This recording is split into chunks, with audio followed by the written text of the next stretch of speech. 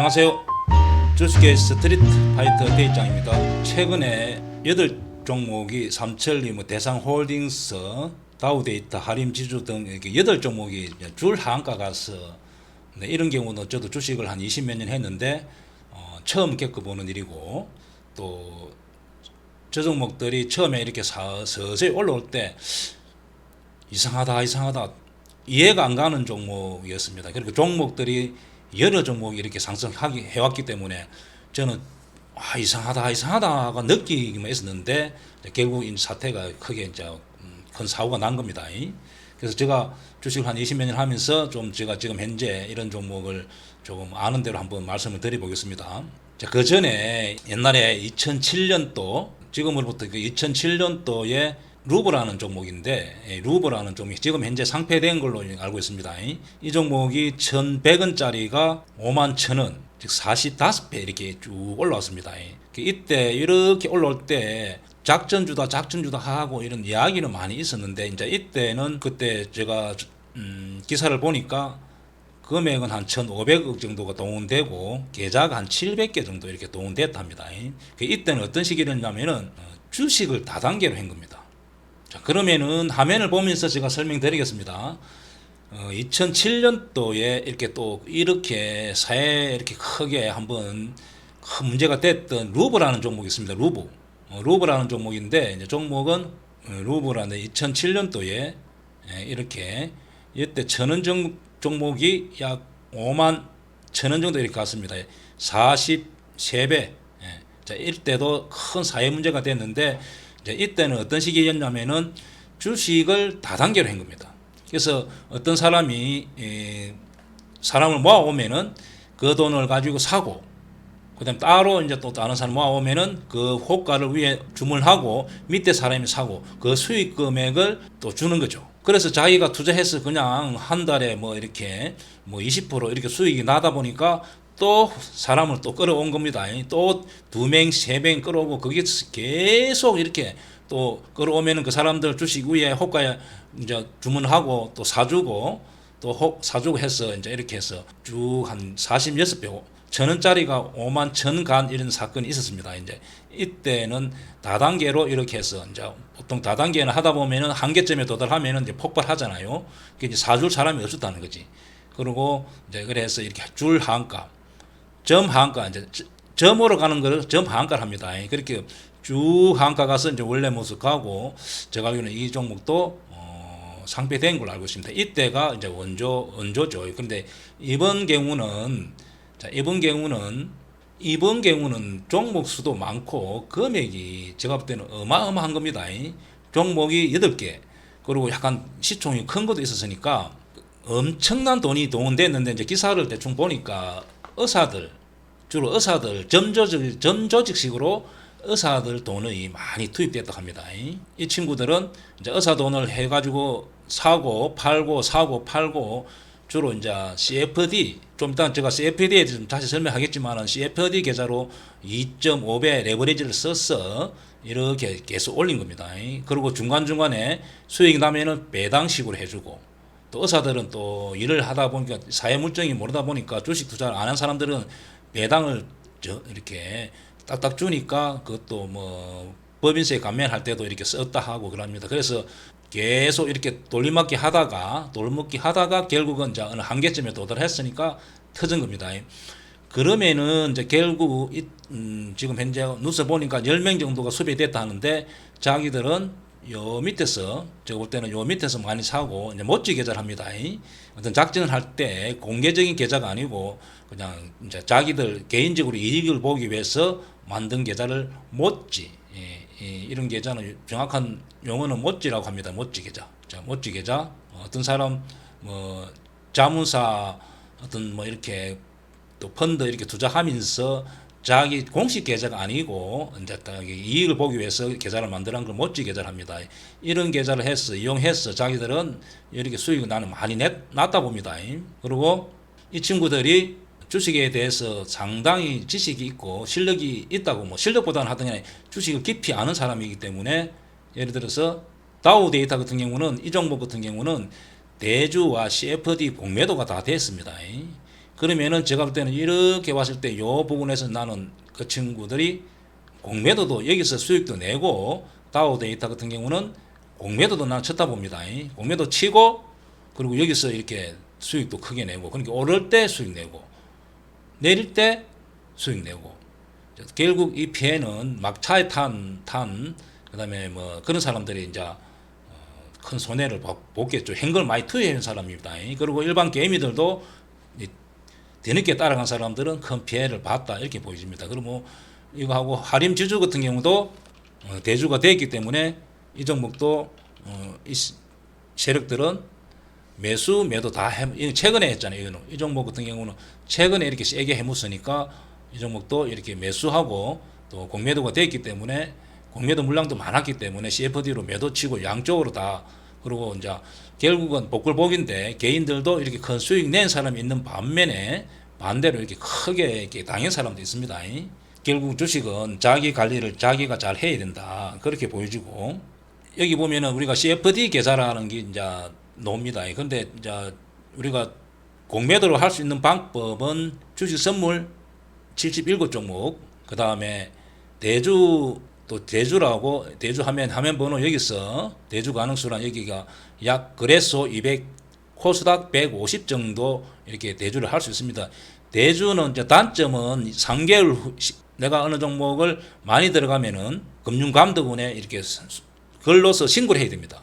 그리고 또 3개월 되면은 또 연장 신청을 해야 되기 때문에 좀 귀찮고 그런데 이자는 보면은 A군, B군이 이렇게 나눠집니다. 자, A군은 이자가 연 2.5, B군은 4%. 저 A군은 뭐 삼성전자 같은 경우 이런 종목들이 A고 B는 좀 기업이 작은 경우 이렇게 나눠집니다. 그리고 이렇게 대주를 할 수 있고 그다음에 이 친구들이 이걸 이용 안 한 것은 왜냐하면은 만약에 신용으로 사용했다 하면은 신용은 3개월 동안 연기를 또 해야 되잖아요. 또 증거사 신고해야 되고 그럼 최대 연기할 수 있는 건 6개월이거든요. 그런데 CFD는 이제 그런 게 조건이 있다 보니까 CFD 계좌를 이용한 거고 대주는 이렇게 여기서 확인해 볼 수 있고 자 CFD란 뭐냐 하면은 CFD 계좌는 위아래 다 할 수도 있고 이제 레버리지를 2.5배를 사용할 수 있습니다. 그리고 이 계좌를 좀 개설할 수 있는 것은 우리가 대주는 그냥 증권사에서 신고하면 됩니다. 그리고 약간의 무슨 교육만 받고 하면은 또 할 수도 있고 주식 선물도 교육을 받고 신고하면 할 수가 있습니다. 그런데 CFD 계좌는 특정한 자격이 돼야 됩니다. 그러면 CFD 계좌는 보면은 개설할 수 있는 방법이 세 가지가 있는데 보통 우리는 이제 여기에서 보면은 자격증, 그러니까 변리사, 변호사, 회계사 경우는 그냥 무작정 이렇게 내줍니다. 계좌 개설이 1년 경과되고 잔고가 5천만일 때는 이렇게 변호사, 변리사, 그다음 회계사는 이렇게 개설하고 그다음에 직장 다니면서 연봉 1억 이상, 그다음에 계좌 개설했는데 1년 이상, 그다음에 잔고를 평균 잔고를 5천만 원 이렇게 계좌 개설 가지고 있다 하면은 이렇게 계좌를 개설할 수 있고 이제 예를 들어서 뭐 자영업 한다든지 직장 안 다니는 분들은 또 아니면 연봉이 1억 이상이 안 되는 분들은 이제 잔고가 5천, 그다음에 내가 현금 자산이 5억, 그다음에 계좌가 1년 이렇게 개설 경과가 1년 되면은 이제 계좌를 개설할 수 있습니다. 그럼 CFD 계좌가 장점은 뭐냐면은 매수는 그냥 우리가 보통 일반인들은 신용을 안 하고 그냥 미수를 잘 사용 안 하잖아요. 그 문제가 없는데 이 종목은 이제 신용을 2.5배를 사용할 수 있다는 거죠. 레버리지를. 그러면은 신용을 사용하게 되면은 3개월 뭐 6개월 이렇게 또 신고도 해야 되고 또 증권사에서 연장 안 해줄 수 있잖아요. 근데 CFD 계좌는 그냥 한번 사고 나면 계속 연장이 됩니다. 그냥 연장이 아니고 그냥 1년, 2년, 3년, 5년 이렇게 가지고 상관없습니다. 그리고 위도 매수도 할 수 있고 공매도도 할 수 있고. 자, 그래서 CFD 계좌를 개설할 수 있다면은 앞으로 이제 공매도가 좀 이렇게 활성화되고 더 종목이 많아지고 또 공매도 기법을 사용하시는 분들은 CFD 계좌를 개설할 수 있다면은 키움증권 같은 경우는 계좌 개설할 수 있다면은 이게 호가창이 뜹니다. 이렇게 당신 계좌 CFD 계좌 개설할 수 있어요. 이렇게 뜨니까 그것을 무조건 계좌 개설할 수 있다면은 이걸 다 넣는 게 유리합니다. 적절하게 다음에 공매도를 할 때는 이 계좌를 쓰는 게 유리하고 또 혹시 공매도가 만약에 풀린다면은 종목 수가 많아지기 때문에 충분히 활용할 가치가 있는 겁니다. 그리고 이제 CFD 아까 대주 가능 수량 여기 봤죠. 여기서 되고 대주는 이렇게 여기서 이렇게 여기서 주문하는 거고 화면 번호 여기서 이자도 이렇게 넣고 이 종목의 조회를 누르면은 입에 쭉 이렇게 종목이 나오면서 이 거래랑 거래할 수 있는 물량이 이렇게 나와 있습니다. 근데 CFD 계좌를 한번 보겠습니다. 자, CFD는 좀 특이하게 대주는 개인이든 주식을 보유하고 있는 국민연금에 이런 데서 빌려와 가지고 키움증권에서 예를 들면 저는 키움증권 사용하니까 저한테 개인적으로 빌려주는 거잖아요. 자, CFD는 좀 제가 구체적으로 설명하면은 자, 종목은 대주하고 비슷합니다. 비슷하고 이렇게 수량은 여기 보면 이렇게 종목이 이렇게 여기 보면 이제 종목이 이렇게 나옵니다. 예를 들어서 하이토진로 모건에서 보통 모건이라는 증권에서 많이 빌려주고 그 다음에 SG 요번에 큰 사태가 일어난 증권사가 SG입니다. 이렇게 종목 수가 이렇게 다 나와 있습니다. 자, 예를 들면 기아차 같은 경우는 300만 주 이렇게 SG 증권은 이렇게 수량이 좀 작습니다. 그래서 이렇게 이 증권사가 나한테 이렇게 빌려주는 겁니다. 이렇게 주식을. 그 대신 이제 이 종목은 대주 같은 경우는 이자가 2.5, 또 4%연 이렇게밖에 안 되지만은 이 CFD 종목은 여기 한번 보면은 심지어 이자가 1년 연 17% 됐습니다. HKN 이런 종목들은 변동성 심하다는 뜻입니다. 이만큼 리스크를 안고 우리가 이자도 우리가 신용이 없는 사람들은 좀 15%, 12% 이렇게 받잖아요. 신용이 좋은 대기업들은 은행 이자 뭐 3%, 2%도 이렇게 빌려가고 똑같은 원리입니다. 회사가 좀 삐리하니까 이자 너무 많이 줘, 많이 17% 줘.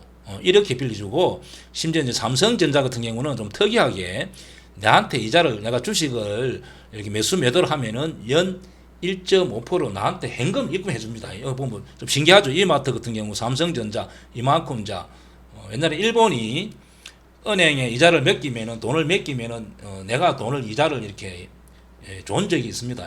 제로 금리일 때는 마찬가지로 이렇게 저는 이유를 잘 모르겠습니다. 이렇게 삼성전자 이렇게 마이너스 제가 하다 궁금해서 증권사에 키움증권 전화를 해 물어보니까 그래서 이거는 나한테 연 이렇게 입금해 주는 겁니다. 심지어 이 보면은 20 몇 %짜리도 있습니다. 그래서 이런 종목은 만약에 매수 매도를 할 때는 이자를 이렇게 감안해야 되기 때문에 잘 확인하고 하는 겁니다.